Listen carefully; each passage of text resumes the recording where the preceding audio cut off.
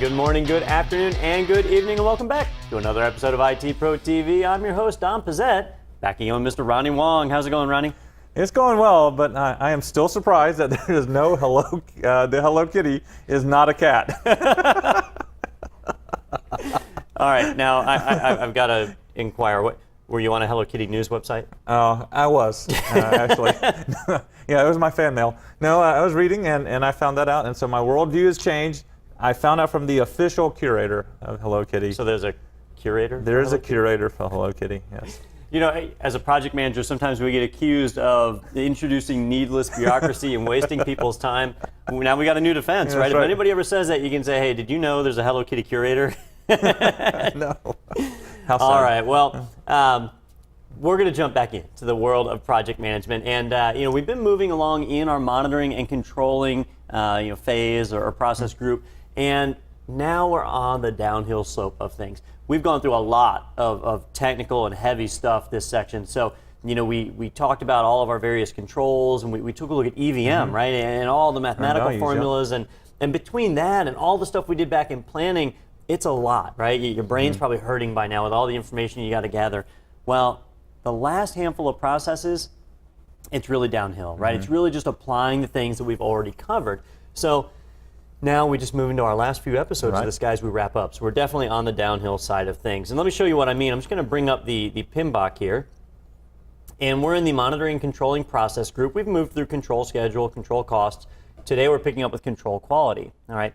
Controlling quality, we've really already visited a lot of that because we did quality assurance, which is stopping problems before they occur. Now we're doing quality control, identifying problems after they occur. But it was all developed back in our plan originally. We'll do control communications, which again is really just implementing the communications we planned from before. Controlling our risks, taking all the actions that we set forth before. Controlling procurements and controlling stakeholder engagement. You know, these are really, really simple things. So we're going to jump through those this episode. I think we'll be able to get through all of that this episode. Sounds great. We'll see. And start to wind down our project management. After that is just closing, which is mostly empty, right? Yeah. So we'll get a chance to see that later. All right. All right, so let's go ahead and dive in. We are going to start with control quality. And the control quality process, let me just pull it up here, is it's one of the bigger ones we're going to talk about today. It's got a lot of stuff involved. Remember that control quality is taking a look at the work that's being done and evaluating it to make sure it meets your quality requirements. Now, even if you're not a manufacturing plant, you still have quality requirements. Your qualities are your requirements, right? When you created your project scope, you had a requirements list. Is the work being done meeting your requirements, right? That's your quality. But if you're a manufacturing environment, you might have very specific quality controls. You might have things like units of measure. There was an example in a book I read once. It was talking about a factory where they made, I think it was like pickles, right? And so you'd have a jar, they'd fill it with pickles, and then a machine would come down and screw the lid on the jar. And when it screwed the lid on the jar, it measured it in pounds per square inch, so PSI. So they had to measure the PSI as they screwed that on and make sure that it was within a certain tolerance range. Very, very precise. Right. Or I know I've made the reference of like a blue jean factory, monitoring for the amount of defects in jeans manufactured. Those things may be very precise measurements in a manufacturing type environment. In a IT environment where it's mostly service oriented, we don't normally have that, but we might have other quality measures that we use. So first off, if we're going to be monitoring the work that's been done and measuring it against our quality requirements, well, we need ways to get that data, and that's where our inputs come from. The first input is the project management plan, right? It sets forth our quality statement. You know, our quality control plan is in there. We need that to know what to do. After that, the rest of this is data that feeds as an input, right? So quality metrics. I need to know, all right, here's the work that's been done. Give me the metrics on it, right? And those quality metrics, they can be a number of different things. Let me bring up the notes we've got on this one. Here we go. Things like function points, mean time between failure, mean time to repair. These are quality metrics that we get. They may be specific measurements. They may be the amount of failures that we've had in a certain environment. Things like mean time between failure. Sometimes we know failure is going to happen, and we just need to measure the time in between it, right? I gave an example in an earlier episode about a manufacturing company that makes cowboy hats, right? Oh, yeah. And how after a certain amount of hats, the equipment wears out. And so they have to retool the equipment every so many months or weeks or years or however many, whatever their interval is. Well, that's the mean time between failure, how long it takes that equipment to fail and need to be retooled.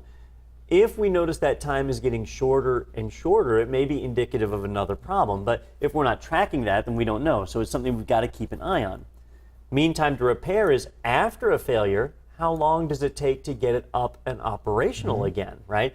So when we go to retool that equipment, is this something that's only going to take a week, or is it something that's going to take months? My wife just bought a Subaru, and when she bought it, it was supposed to come in 1 week and ended up coming 2 or 3 weeks late. So she didn't get it when she was supposed to.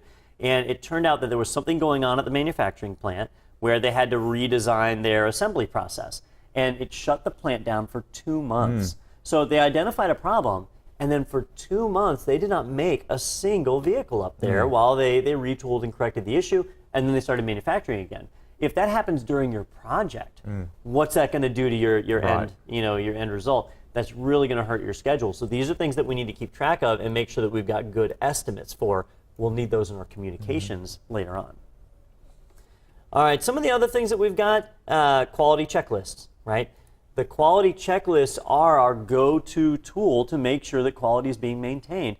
If you've got a list of requirements, at a minimum, that works. Or if you've got a detailed quality checklist that was developed in the planning phase, you just walk up to the people that are doing the work and you run down the checklist. Have they done this? Have they done that? Has this requirement been met? What's going on? And then you see what's happened and what hasn't. So those checklists get filled out as part of executing, and then they get turned over to us in monitoring and controlling to review. So it's an input here. Work performance data, right? All the progress and status reports that we get from our employees on the ground, the ones who are doing the executing, right? We get their data and then we monitor and control it. Approved change requests. Now this is an important one here with control quality because the change requests may directly affect our quality control. So what we check for, what we consider is tolerant and so on. If that changes, we need to be aware of it. So those are always going to be an input. Our deliverables. So if the people who are executing create a product or a service or whatever it is that's one of our deliverables inside of the project, we need to measure it. We need to take a look at it, make sure it meets our requirements. This is kind of like the scope validation that we talked about in another episode. This is very similar, except we're focused on the quality side. So it might not be the overall scope that we're comparing against, but a separate set of quality requirements set forth in the quality plan. Then we've got our project documents and our organizational process assets. We don't have our enterprise environmental factors here, right? The way you do business, because the way you do business shouldn't affect the way you do quality control. Quality control doesn't care what kind of business you're in. It says, you need to meet these requirements. Have you met them, right? So that's why we don't see enterprise environmental factors here. All right, but when it comes to actually working with all that data that we get a handful of tools and techniques.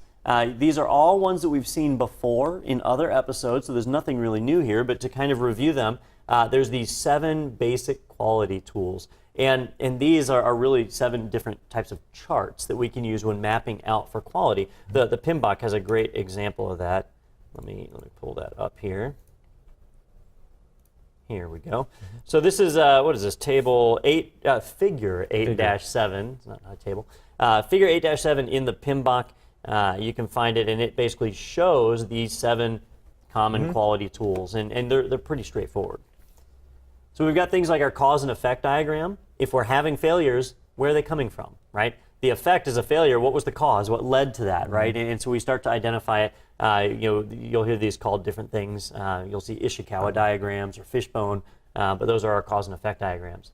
Flowcharts, right? Now, flowcharts are usually used as part of our checking process to see if quality has been met. Is this measurement accurate, yes or no, right? If yes, go this route. If no, go this route, and different actions happen. Flowcharts are nice because you can actually have corrective measures built into them. So yes, the defect might be present, but you might already have a way to fix it. So 10% of the blue jeans you manufacture come out missing a button. And so you just send them back through the conveyor belt or whatever, and you can stick a button on them, right? So if that's already built into your process, you have a flowchart that shows that. Flowchart that shows that. I screwed up my letters there.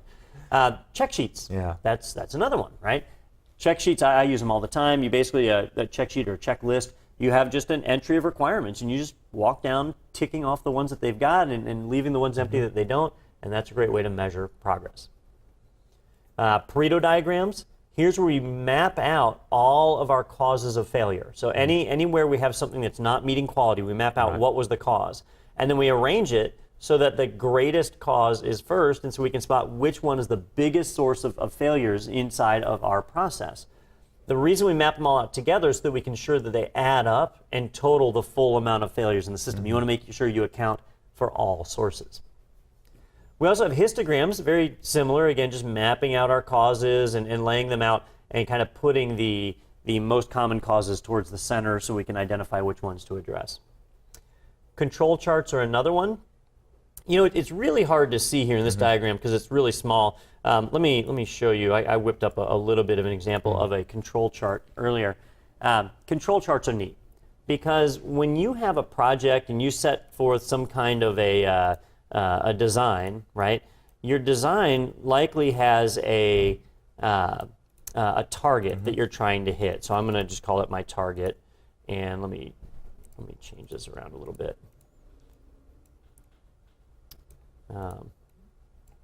Apparently I put those a little too close. So let's say we have a target number that we're trying to hit, right? So when we design something, we want a measurement to be a very specific value, and that's going to be my target, okay? So when I design my project, I get things set up, I come up with all this stuff that's just going to keep overlapping. There we go, with a target. So when I go for manufacturing, I'm trying to hit a particular value, and so I lay that, wow, I just cannot click on things today. There we go. Here's my target. So as I manufacture this, I want the measurement to be right there where that blue line is. And you know, that blue line is actually pretty hard to see, so let's change that to green. There. So that's my target. That's what I want to hit. That's where I expect my stuff to be as I manufacture it. That's my target. All right. Over time, I start doing measurements, right? So maybe these are months. So in January, I am right on target. Things are exactly where they need to be. In February, I was a little bit above where I needed to be. In March, things are back in line. I was exactly where I needed to be. In April, they started to go back above again, but you know, I'm keeping track of that. Now, when I'm above, do I need to do something about it? Maybe, maybe not, okay? Maybe, depending on our tolerance, right? Our control limits. You have a control limit that specifies how many defects or how many failures or how many deviations, usually it's standard deviations from the norm, that you will accept without having to take action. So I might say, man, I am shooting for less than 30% defects, all right? But I might have an upper control limit of 35 defects and a lower control limit. Well, you probably wouldn't have a lower control limit. You know, the upper is the most defects that I would allow without, you know, having to take action. A lower, well, if I had 0 defects, I'd be perfectly happy with that. So you might just have an upper limit. But let's go back to that pickle jar example, right? So screwing that lid onto a pickle jar. Well, if I need that to go on at 4 psi, you know, right? That's the amount of pressure I need for that lid to be on. If it's under 4 psi, it might not go on tight enough and it'll leak. If it's over 4 psi, it might go on too tight and shatter the glass. So there I've got an upper and a lower limit. So we create those control limits, upper limits and lower limits, and they identify that threshold, you know, what we're willing to get, right? So I might come in and define an upper limit right here, and then do a lower limit also, okay? Now, when we do this, when we map our points, right, where we're saying here's where we're at or where we're going and so on, what we're doing is we're measuring against the target, what we want to hit, and our limits. And as we start to have defects, as long as they're within the upper and lower limits, I'm okay. Yeah, these jars right here, the lid's on a little too tight, but it's fine. It wasn't enough to break the glass, and it's definitely not going to leak. And over here, it dips down just a little bit, but it's fine. You know, it's not going to leak, it's not going to shatter, it's good. All right. So as we map, I actually see I'm really close right here, but it's at this point, which is probably July or August. Now, my lids are going on too tight, which is probably resulting in shattered jars, or just angry customers who can't get it open without having to get a wrench, right? So there's a problem. when you see a limit like this, or a measure, a metric that's over the limit, you're said to be out of control, right? That's where that term comes from, out of control. You exceeded your control limit, right? So in this case, my upper limit versus my lower, right? Now, when we map this, we're looking for two things. One, I want to see if I'm out of control. If that happens, I need to do something about it, right? After the fact, right? That's quality control. Quality assurance uses these too, though. We should have seen this problem coming. If you look at all of these numbers, we could have done a trend, right? There has been a standard trend from start to finish on these that shows my defects are increasing, right? I see this general upward slope. And so we should have been able to spot that very early on, right? As we started way back here and kind of moved along our numbers, I guess if we kind of averaged it out, it would be something like that, right? And what that's showing us is that if we just left this be, if we just left it running the way that it was running, it's getting worse and worse and worse. And we probably could have spotted that way back here and fixed it before we broke that limit. That's quality assurance, right? Quality control, we're looking to see if we cross it, right? So if we've crossed it, now we take action. These types of charts, they're called control charts, and they're extremely useful. Yeah, the usefulness of this chart also helps, especially in manufacturing. Okay, when you start to be able to trend this kind of stuff, it may even point you to the fact that as you take a look at the defect that happened, you may go, okay, is this due to the idea that there's something wrong with the product assembly, or is there something that we actually can fix and then go back and go, all right, we're going to replace something in 6 months instead of 8 months here. So just by being able to spot this here inside the control limits, which way that they go, it may tell you that a piece of machinery is wearing out. Yeah, absolutely. So the only way we know this, though, is if we measure it. And we measure it regularly, routinely, right? So we need to be watching these, and the interval, it really depends on your business. You know, do you need to watch it every day, every week, every month? And it's your people on the field who are going to be sending you this data, but it's you that puts the data together to see the big picture, you know, so that we can see week after week or month after month what that trend is.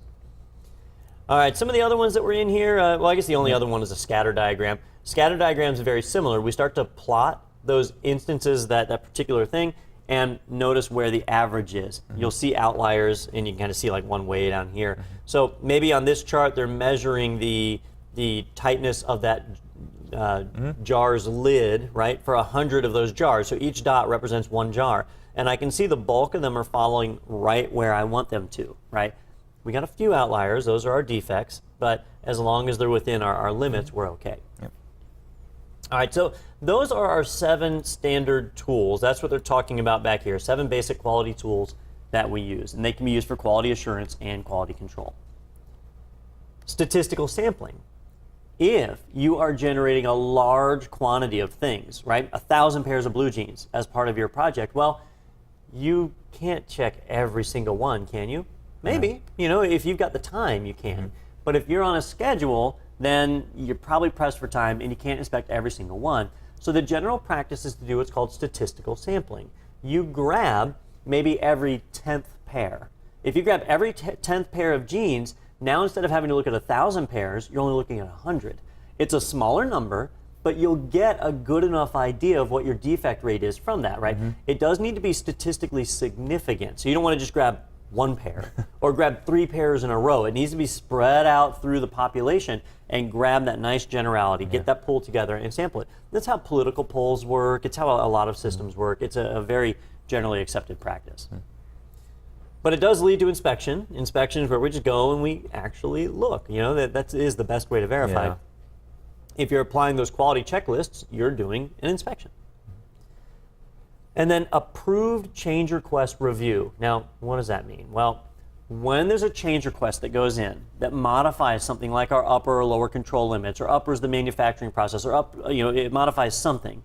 When something like that gets changed, we need to review it to see if we need to update our checklists, update our flow charts, update our other quality control items so that we can be measuring them properly within the new limits that were set forth based on those change requests.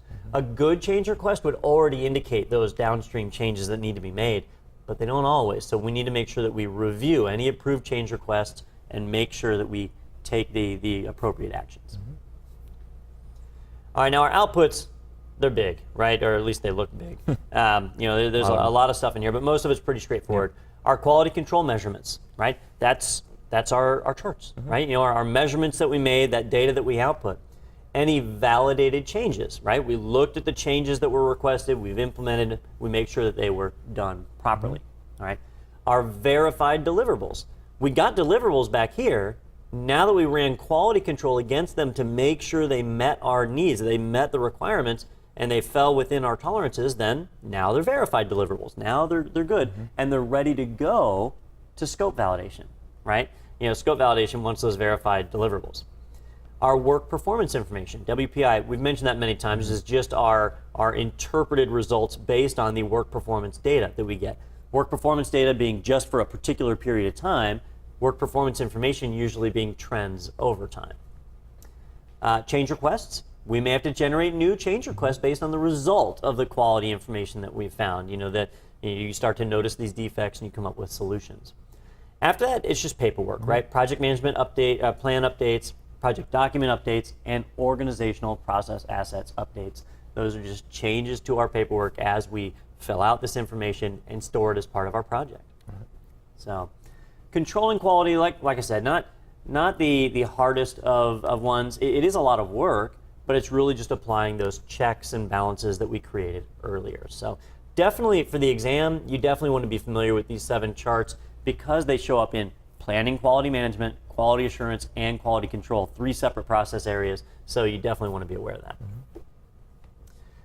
All right, Ronnie, I think that about wraps up quality control. Can you think of anything else to throw in? No, just kind of remember that for us here, right? The whole process of controlling quality really is about, hey, we're about to finish the final product here. We want to make sure that our stakeholders are pleased with what's actually going to end up happening. And the only way we can do it is by using these tools here. We can't be the project manager that says, okay, well, just accept whatever comes off the line. We've got to actually make sure that this particular process in itself is where our stakeholders are going to be really happy with whatever we actually end up with as an output. Yeah, we're kind of lucky in IT because most of the stuff we do is not tangible. Yeah. So it's a lot easier to measure quality on. But if it works, we're good. All right, well, ladies and gentlemen, let's stop here and take a break. When we get back, we've got more process groups to jump into. What is next on our table? I believe it's communications. Okay. Yep. All right, so we'll jump into communications next. Stay tuned. We'll be back after this.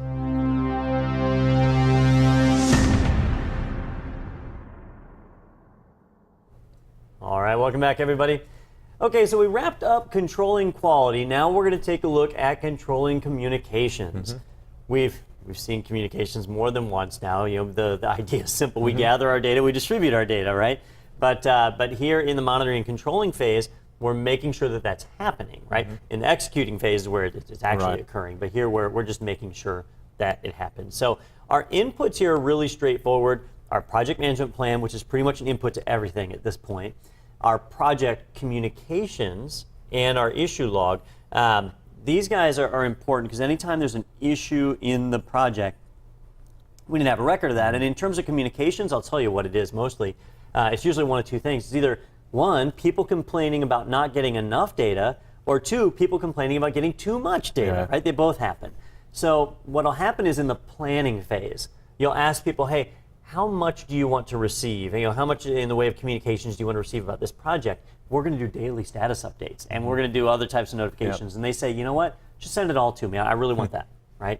But then once you actually get going, they say, wow, I'm not reading these emails. It's kind of a waste. Can you just not send them to me? Or I've been going to the meetings and they haven't been beneficial. Can I just not come to those and you just send me a summary?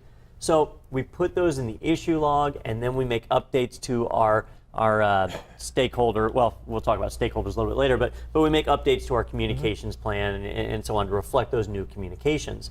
If people aren't getting enough data, if something happens and they go, boy, I wish you would have told me that, and you say, well, you asked to get a monthly summary. If you want a weekly or daily one, we can send that to you. That goes in the issue log to show that happened, and then we make the changes to make it happen. So that's why we need to make sure we've got that. Yeah. This communication process also involves that idea that Don mentioned here in terms of timing, right? Because changes can happen very rapidly in a project, we have to make sure that we're controlling the communications lines in terms of official communications and unofficial. And we had mentioned this before that sometimes these communications get a little bit garbled, right? Where now business takes place in something like a happy birthday email. Like, were we supposed to act on that or not? Being able to control that, as well as making sure that we get the timely approvals, the timely, here's the change that actually happened, and all of a sudden somebody looks and goes, when did it happen? Well, that's what this process is to do, is to help us to ensure that that stuff doesn't happen. Yeah. All right, our tools and techniques are really just using your noodle, right? Expert judgment, that's the main one, and talking to people. So meetings kind of come into play there too. But your information management system also comes into play, and notice this time, this is where it gets a little tricky. It's information management system, not project information management system. So what they're talking about here is information management, more like your emails, your collaboration system, whatever it is your organization uses to communicate with, right? That's your system. That's important. So here at IT Pro TV, we use Google Apps for all of our stuff. So Google Apps would be our information management system. And when I want to send a notification, one of the other guys here at the show, I use our Google Apps system to do that. So that's what you're going to use there is your information system. Don't confuse that with a PMIS. All right, and then our outputs, mostly it's just document updates, right? Change requests are what I was alluding to a moment ago is people want to modify the way they're notified. You may not need to do a change request for that. If you're just changing the notifications that somebody receives, you may have put an exception in your plan early on to say, yeah, you don't have to do a change request because, why get the change advisory board involved just to send some more emails? But those will lead to updates to your project documents, where you do your stakeholder register and all of that as far as your communications plan. But you also get some work performance information. Now this one's odd because normally, we do a lot of processing and interpretation of data. In this case, we really don't. We've got our work performance data, and work performance information is an interpretation of that, but we're not really interpreting the data here, right? It's other parts of monitoring and controlling that are doing that, but we distribute it out. So that gets thrown in here as an output also, all right? But control communications, not really much to it. Nope. We're just making sure it runs like a well-oiled machine and making adjustments as we need to. Yeah. All right. Now that leads us to control risk. Control risk is our next process, and this is another one where if we've done all our planning and we've come up with every possible risk that there was, this process will really just boil down to following out whatever plans we put in place to handle those risks, right? With each risk, we made a decision. We said, all right, we're going to mitigate the risk and try and reduce it. We're going to defer the risk and push it off onto somebody else, or transfer the risk, like buying insurance. We're going to accept the risk and just let it happen, right? But we plan for some kind of contingency, some kind of reaction to that risk. The control risk process basically says you watch the risks, and if they happen, you take whatever action you plan. You make that happen, right? You do that activity. If you didn't have a plan, if it was a risk you didn't foresee, control risk is about coming up with a solution, coming up with a reaction to that risk to take advantage of it or to try and eliminate it, right? Remember, you've got positive and negative risks, so it could be a good thing and you want to take advantage of it. Control risk is where we do that, all right? Our main input here is going to be the risk register. We've got our project management plan because it's got all the information on how we manage our risks, but the risk register itself is what lists the risks that we need to be watching for. That's our monitoring part. And then it lists the actions to take if they occur. That's the controlling part, right? Monitoring and controlling. So that risk register is what we're going to be monitoring. And if you don't remember, let me see if I still have my risk register template somewhere buried in here. It's in my show notes, I am sure. And we talked about a risk register and how they work. And so if I take a look at the risk register, we come up with a risk ID, probability, how it affects things, and then a response, right? So we just use this as our little chart. So we're watching this and saying, okay, here's some risks. Let me just watch for them. And I'm updating my probabilities over time to reflect whether that risk is more likely or less likely to happen. If it does happen, here's my response, right? If we identify a new risk, we're going to have to update this. We're going to have to update the risk register to identify that, and we're going to have to take a response. So we might do it after the fact, but it's always better to have a plan in place before that happens. All right, so looking at control risks, that's the input side of things, right? The data that we've already got. The tools and techniques are pretty straightforward. Risk assessment, right? We need to look at the risks we know about and reassess them. And you need to do it periodically. I know the example I keep using is like an outdoor rock concert. I know there's a chance it could rain. 6 months before the show, I really don't know what the chance of rain is going to be like. There's rain season, so I can work around that, but that's about it. As we get closer and closer, though, my data becomes more and more accurate. So I might be reassessing that risk every single day. The day before the show, I might be reassessing that risk hour by hour, right? We're constantly reassessing the risk to find out whether the odds have increased or decreased of that occurring, so we can start to mobilize our reaction. Risk audits are basically the same thing, right? Reassessment, we go in and we change our various values to reflect what's currently there. A risk audit is where we also try and identify unforeseen risks, risks that didn't make it in the risk register. It might be that this was a 3-year project. And when we did our planning 3 years ago, there were some things we just didn't know about, right? And now a year and a half has gone by and some new technologies have come out, things have changed, and so now we have some new risks. And they might be good risks, risks that we can take advantage of.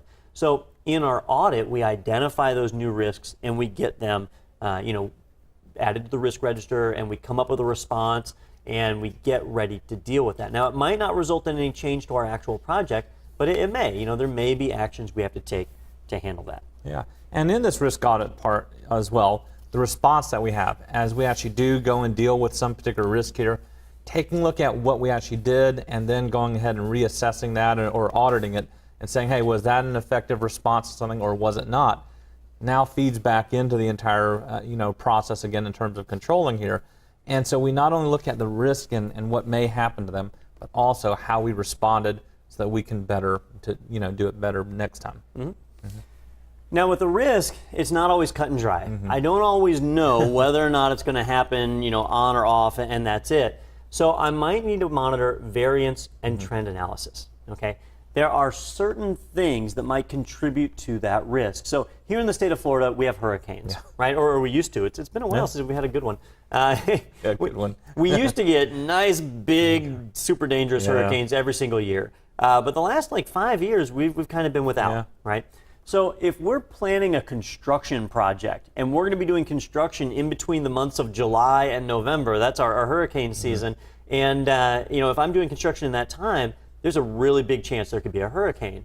A hurricane at a minimum will create a work stoppage, right? At a maximum might cause work to be damaged and have to be redone. So it could really derail a project, all right? Well, I don't know if there's going to be a hurricane or not, right? Usually what I do is I watch the Weather Channel, and if they say it's going to be a really active hurricane year, I know there won't be any hurricanes. And if they say it's going to be an extremely quiet hurricane year, then I know we're going to get some, right? Because they are always wrong. But it's consistent. So you can try that. But for a factual basis, there's certain things that contribute to a hurricane. If temperatures are at a certain level, if the temperature in the Gulf of Mexico, the water is a certain temperature, those start to contribute to those hurricanes. And if there's tropical depressions forming, around Puerto Rico or Cuba or whatever, those are usually going to turn into hurricanes. They develop into it and then hit Florida. So those are things that feed in to that risk. And so I can watch the trends. I can watch what's going on to try and foresee whether or not I'm going to have a hurricane, whether it's going to result in that. That's just one example. There's other things that can lead to that. For example, a strike. You might have an employee strike, right? Well, if there's an employee strike, if you have a work stoppage because of a labor dispute, work doesn't get done. It derails your project. Those labor disputes, they don't happen overnight. It's not like one day all the employees just all of a sudden get unhappy at the same time and then just decide to go on strike, right? Labor disputes like that arise usually after months or even years of increasing tension between employers and employees. We can spot that. You can monitor the trend of employee complaints that are filed, right? Or requests for pay increase, or just people quitting, the amount of turnover you're having. You can monitor those trends and see when you're likely to have that labor dispute. They usually are fairly visible. You know when they're coming. So especially if you're in a union environment, the union, they don't hide it. They tell you it's coming. So in a lot of cases, you can identify that and hopefully come to terms with the situation without a work stoppage. But if there is going to be a work stoppage, you have time to plan for it, put in your change tickets, and deal with that, right? That's a real risk that you may have to address.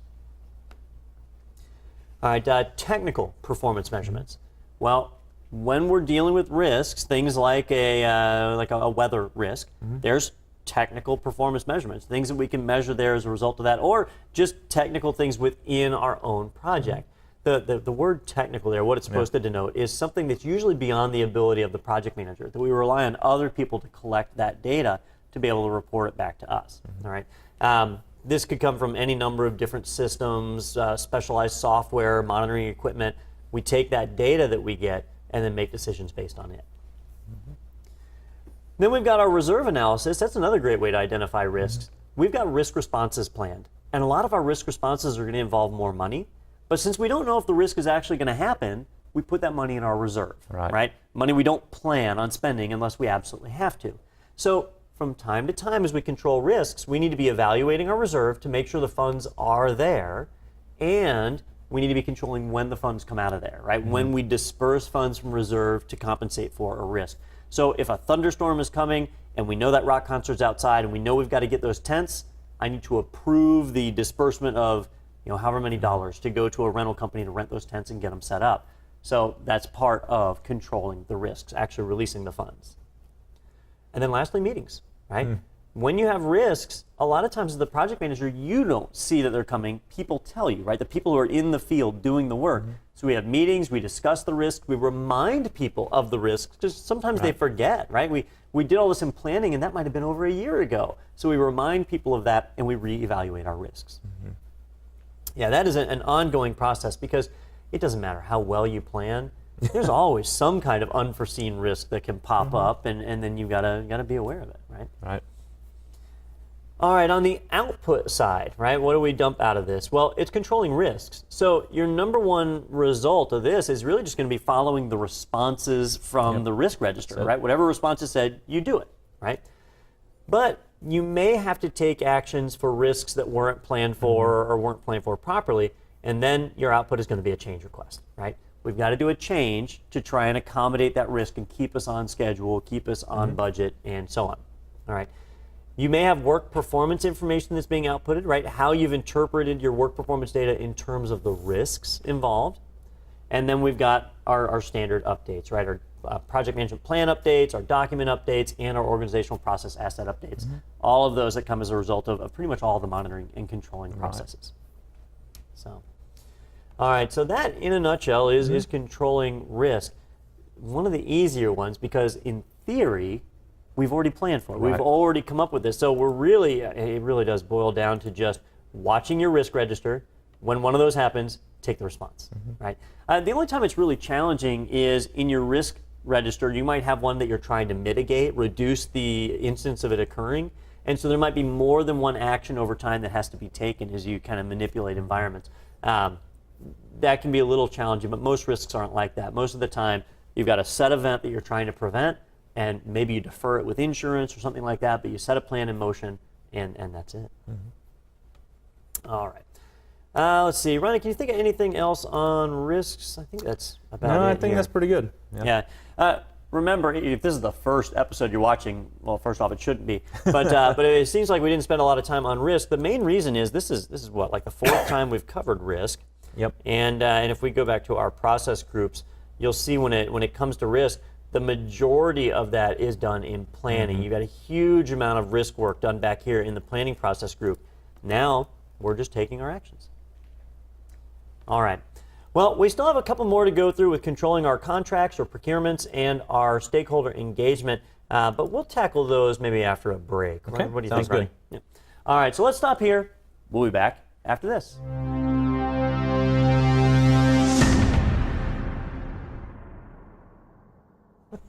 All right, welcome back, everybody. All right, our next process group is control procurements. We've talked about procurements already, and in my mind, I always change the word procurement to contracts, because that's usually what it is. But technically, it's anytime you buy something, right? So you may not actually have a contract when you go to the gas station and you pump your tank full of gas. But you are. Yeah. But you did a procurement, and it's a very, very short-lived contract. It lasts a matter of minutes. So controlling procurements is really just making those contracts run. You drafted your contracts back in planning, or at least planned for them, In executing, you did your RFQs, you got your bidders, you selected a seller, you engaged in your contracts, and you executed the contracts. Now, we need to watch those contracts and make sure that they're being followed, right? So our inputs here are our project management plan, which has all of our contract planning, our procurement planning, our procurement documents. We need the contracts themselves. We need to know what we've committed to and what other people have committed to do for us to make sure that both sides live up to the agreement. That's really important. When you control procurements, you're not just making sure that other people do stuff for you, you're making sure you do stuff for them, right? If you're bringing in contractors to pour the foundation of a house, that's what they're going to do for you. What are you going to do for them? Pay them on time, right? If they charge you net 60, so you have 60 days after they perform to pay them the net, the amount of money you owe them, well, you need to make sure that happens, right? The work is done, we tick it off on our list and say, yeah, foundation's done, let's move on. But there's still the contract associated with it. We've got to pay out on that. So two sides of that is very important to remember. We've got any agreements we might have entered into, because sometimes it might not be an official legal contract, right? But there was an agreement nonetheless, maybe a close partnership with another company or something that we're going to deal with. We need to make sure we're aware of those agreements. Any approved change requests that come in, because we might be acting on a contract that has had a change to a clause in it. We need to be aware of that information. Any work performance reports, that's how we're going to know what work has been done, and the work performance data itself, right? So all the status updates that we get. Those are all the inputs that feed into control procurements. On the tools and techniques side, here's where we get to work. And remember what our main job here is. Our main job is to make sure that the procurements are being executed as planned, that we are following through with all the obligations, and that the other side of the agreement, they are also following through with the terms. All right. So what are some of the things we use? Well, there's the contract change control system. When you enter into a contract, there are times when you need to make changes, right? And the changes can go either way, right? Maybe you contracted a company to come in and lay a foundation the last week of July, but your project starts to get behind, and you say, hey guys, we're not going to be ready for you in the last week of July, but we don't want to negate the contract. Still a good contract. Can we just move it back a week or two? And if they say, yeah, that's no problem. We got some openings in the schedule. Let's go ahead and move it. No big deal.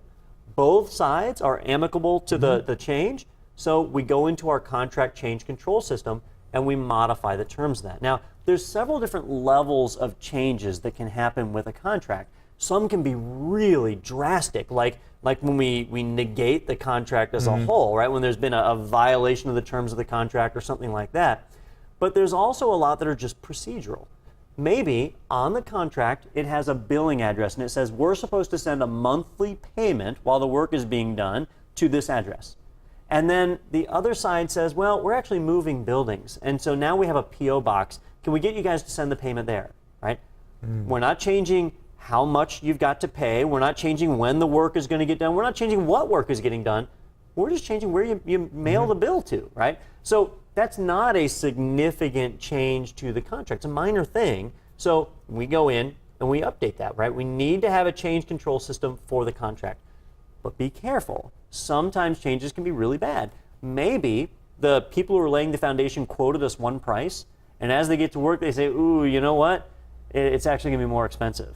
Well, if they can justify why and we understand, then we take care of them, right? But if it's just more expensive because they did a bad quote to win the bid, that's their own fault. And you need to say, I'm sorry, guys, you quoted me this price. And I realize that you guys are having a problem doing it, but you shouldn't have bid that price if you couldn't have done it. So get to work, right?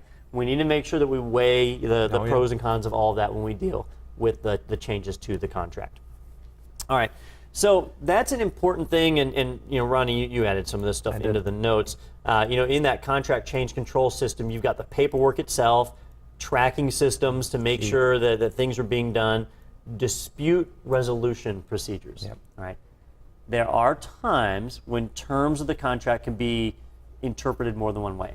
It shouldn't happen, right? Contracts should be written in a very straightforward, non-debatable manner. But if there is a debate, if there's a dispute, how do we settle that, right? Disputes normally center around when the contract is done. One side says, hey, we're finished, and the other side says, no, you still have this, this, and this. And the second side says, well, no, actually, we did what the contract stated. That stuff you're asking for is extra. Now we get into a dispute. So we need to have a dispute resolution procedure, and that needs to be agreed upon before the contract is executed, right? Before we sign off on it. So if that wasn't put in place, you can end up having to go to court, right? That does happen. Yep. And then who has to sign off to authorize a change, right? Any change to the contract needs to be signed off by both parties. But who within those parties has the authority to do it, right? As a project manager, you may or may not have signing authority for your company to enter into binding contracts, right? We see this with government contracts a lot. Sure, you might be the department head for your department, but to sign a contract on behalf of the U.S. government, right, you might not have that authority. So we need to make sure we identify who those people are so that we know, hey, changes can't occur without these people being involved in that process to make sure we've got that gatekeeper to make sure we're not making bad changes. All right. There are a lot of other tools and techniques built into procurement management.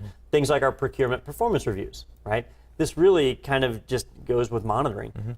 When we sign on somebody for a contract and they say they're going to lay a foundation the last week of July, we should probably be watching each day in July to see what happens. I remember when we moved into this building, the building where the studio is. When we first purchased this building, the construction guys were here every single day. Lots of work getting done. We saw walls coming up one day and doors going in and things. So there was a lot of stuff happening. And we would come by each day and look. And there was one day we came by and the place was just empty. Nobody was here. And the next day we came by and it was empty. And 3 days in a row, this place was just empty. No work happened. And so we called up the PM and we said, hey, what's going on? No work is happening. And he said, well, we've got another project going on and it's falling behind. So I pulled the guys from your project and moved them over there to get that one caught up to speed. All right. But that project is finishing. So when it's done, we'll take both of those teams and bring it back over here to get back up to speed. Now, at the end of the day, that meant that we had 3 days of inactivity, but we were still going to come in at the deadline. So we talked about it and we were like, all right, well, that's okay. But remember, you've got your deadline you've got to meet. And I'm sorry your other project went behind, but ours doesn't need to suffer for that. Well, at the end of the day, they brought the extra people back over here, and sure enough, it got done on deadline. Very much unlike our last building. This building we moved into on time. The building we used to be in, we were a year and a half behind on that one. That one was a mess. There were some permit issues with that building, and it was a mess. So things like that happen, and they need to be addressed, and they need to be addressed in a timely manner. I find that oftentimes contract disputes can be resolved if you just talk to the people. Open your communications. Never assume that the other side is thinking one thing. When this place was empty for 3 days, I could have assumed they've given up. They're just going to take our money and run. But they had already made plans. They had already designed to address the issue. I just needed to know that, right?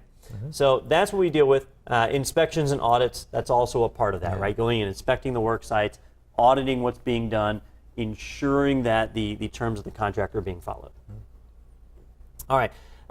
Performance reporting, right, falls right along in that same side. Performance reporting is a little bit different because what we're doing is we're measuring their performance against something else. Either someone else has done the same work before or some kind of milestones that we've established that they should have achieved at each period and seeing whether or not they've hit it. So have they been hitting their milestones?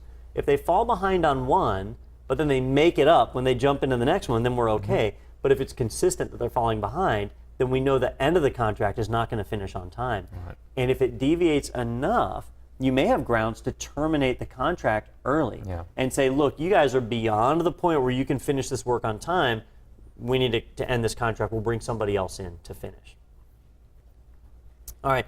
Some of the other things that we have in here are pretty straightforward. Payment systems, right? We need to pay these people. They're coming and doing work for us. They need to get compensated. We need to pay them. If you're one of those project managers that has ultimate authority, right? You've got control of the bank accounts and you cut the checks, then great, you do it. But most of the times we deal with our accounting departments. We have accounts payable and receivable and all that stuff that we deal with. So we reach out to them and issue payments. We authorize payment out to our vendors. So that's a payment system, and that's going to be a big part of control procurements. We need to make sure that we're paying. We need to make sure we're paying on time, right? These people did work for us, so we need to make sure that they're compensated. If they aren't, if we don't pay them in a timely manner, what are they going to do? they're going to stop working, and that means other parts of our project is going to suffer. All right, claims administration. This is a part that gets overlooked, but it's important. In a project where we've got contracts, the contracts are a legal obligation for the parties to do things. We are obligated to pay, they're obligated to do things that we specified in the statement of work. If there's ever a dispute and it goes beyond what can be agreed to, just through speaking, we need a way to handle claims, right? Actually filing for penalties. So if it's the contractor that is doing the dispute, we're not paying them, they may assess penalties and say, well, you've got to pay me 1% interest for each day that you don't pay your debt, right? And so now there's a penalty on top of it, and if we don't continue, if we continue to resist, then they can take it to court and sue us for damages and the unpaid amounts. So that's all part of claims administration. We need to be watching for that. When one of our vendors submits a claim to us saying, hey, you guys haven't paid us, we need to make sure that gets handled. There needs to be a process for that. When you have a split responsibilities, it's really easy for a project manager to reach out to the accounting department and say, hey, I need you guys to pay this bill. Here, take it. It's authorized by me. I sign off on it. All right? But what if we don't follow up? We assume that person in accounting is going to pay that bill, but did they? We need to follow up. We need to do that as part of our claims administration. We need to go and check it. Wait a few days or a week, and you go back and say, okay, did you actually send out that payment? Or I need you to give me a photocopy of the check whenever you send a check out for one of these things. That way I can add it to my record so I know that it was actually done, right? And I need to know what date it was mailed out so I have a record of that. Or maybe you want to send it as a registered mail or something with a tracking number. Again, same thing, just so you can show that it was actually delivered. This is all part of follow-through to make sure we don't get to that point where we have to deal with claims. And then our records management system is extremely important. You should be recording every expense throughout your project, every contract within your project. And that's because we need to make sure it's terminated. We're going to talk about the closing process in the next episode. And a part of that is making sure that all of our contracts are completely resolved, that all of the liabilities and requirements inside of the contract have been addressed, and that it's over, and that both sides agree that it's closed. Well, your records management system is what gives us the information to show that. Right. We see that all the work has been done. We see that all the bills have been paid. The contract is over, right? We wouldn't know that unless we had our paper trail. And if there's a dispute, if we've sent out a payment and they say, you guys are late, you didn't pay us, we can say, well, here's the wire transfer information. I've got it right here. It was sent. Your bank accepted it. Well, what's the deal? Or we've got a canceled check back that shows you guys cashed the check and you're going to tell us you didn't get paid? We've got that paperwork. Otherwise, we just have to act on faith. All right, I guess we didn't pay you. Let's go cut a second check. And there we start to have our problems. All right, so that's what an RMS provides and control. All right, the last parts here are just our outputs. Our outputs, hopefully, are not much, right? It's just executing the contract, right? So our output really should just be payment paperwork. So that's going to be part of our project document updates and so on. But there may be other things. Our work performance information, right? We're showing that parts of that contract have been resolved, that they've been done. So we're showing that performance information. We've got our change request in the event that any modifications happen from our contract change control system. Then, just updates to our regular documents like we've seen in darn near every process here in monitoring and controlling. Yeah. Remember that for us here in terms of procurement, right? The reason that we want to make sure that we're actually on top of everything here is because it is a legal requirement that we are fulfilling not only to our contractors, but they're fulfilling to us. And so you just making quick changes and deciding that, hey, things are going to go this way instead of that way, it can lead to more damage than you realize. So make sure you're on top of this. Make sure you're actually fulfilling those obligations that you need to. This is where we actually control that. Yeah, absolutely. All right, now the last process we have in monitoring and controlling is controlling stakeholder engagement. All right, and this is simply keeping an eye on our stakeholders and how they're interacting with our project. The number one way we do that is through communications. We already talked about communications. But what about when there's a change, when they want more information, when they want to modify the project? And we're typically talking about our sponsor here, our key stakeholder that we're trying to manage with them, but it could be any of our stakeholders for that matter. Now, a lot of this we've already addressed in our project management plan. We've got information in there that states how each of our stakeholders needs to be handled, whether they are risk averse or whatever, all that stuff that we kind of set up way back in the planning phase. So that's one of our key inputs, is to get that information. Our issue log. If any of our stakeholders has an issue, a request, it's usually going to go in the issue log first, and so that's our next input. Our work performance data and our project documents, right? All standard stuff to bring in for inputs. Now, what we do from there is kind of up to us. It depends on which stakeholder it is that we're addressing and what the main grievance is. Our main thing is just our information management system, right? This is normally dealing with communications, right? They want information, we need to provide it. Now, we've already got a communications management plan, so, I mean, a control communications process. So why do we need a control stakeholder engagement one if it's the same? Well, this is really talking about one-off requests, all right? It is not uncommon for your project sponsor to come down and say, you know, can you give me a report that shows this, this, and this? And it's not something we established in our communications plan, and it's not even something we're going to do again. It's more like a one-time thing. Just one time, they need to get this particular report that shows some information. We get it here at IT Pro TV all the time. Tim, one of the gentlemen here at the office, he'll come back and he'll want some kind of utilization numbers. Like, hey, can you guys generate some kind of report that shows how many people are viewing the site from Internet Explorer 8, right? Which is one of our banes. So, so then we go and we generate a report on that. That's not something we normally do. We don't normally worry about that, but that one time we need that report, right? So the control stakeholder engagement process is really designed for those situations where we go and we gather that data. We don't want to tell them, no, it's not in the plan. I'm not going to make that report. Forget you, right? You want to take care of your stakeholders. So you want to give them that information. But you shouldn't have to go and do a bunch of change tickets and so on just to provide that, especially if it's just simple report gathering. So that's where this process comes from.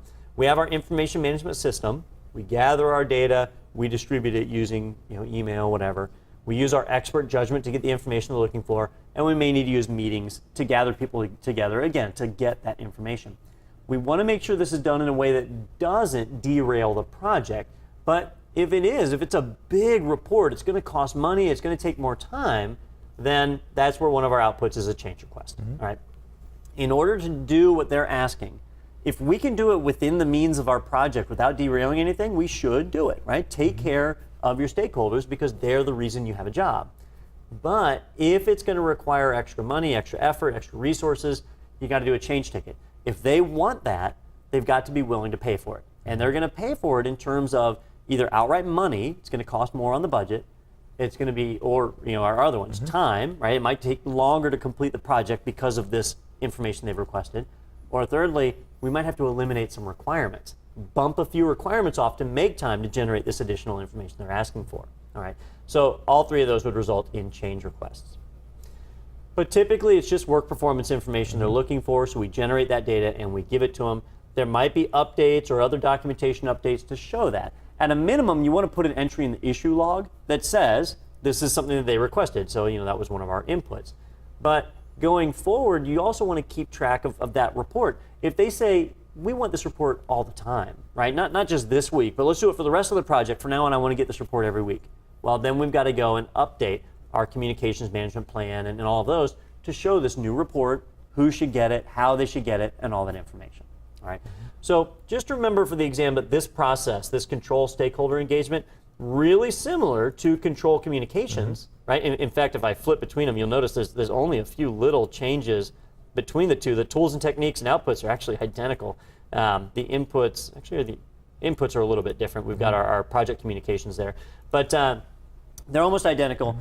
The stakeholder engagement is really designed for those one-off times where that stakeholder comes to you looking for information or other data about the project, and you're interacting with them. So that's what this process is geared towards. Yep.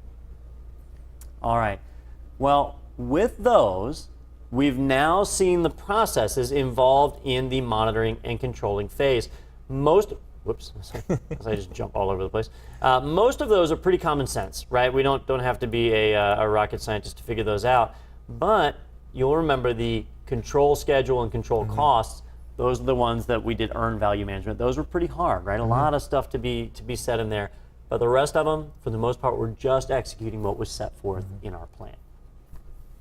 All right, so that's a pretty good spot to wrap it up. Ronnie, can you think of anything else to throw in? Nope. Yeah. All right. Now, we still have our closing process that we're going to tackle in the next episode, but for right now, we'll wrap this one up. I do want to remind you guys, if you have questions on any of this, feel free to ask. Live during the show, you can go to itpro.tv/live. You'll see the chat right beneath the video. Post your questions there. We monitor and answer during the show. If you have questions after the show, use the Q&A forums, right? You'll see a link at the top of the page that says Q&A. Click on it. Post your questions there. We monitor and answer all the time. Usually, Ronnie, you almost always beat me to the answers, but one of us will answer your questions. We want to make sure you guys have the information you need to be successful on the exam. Right.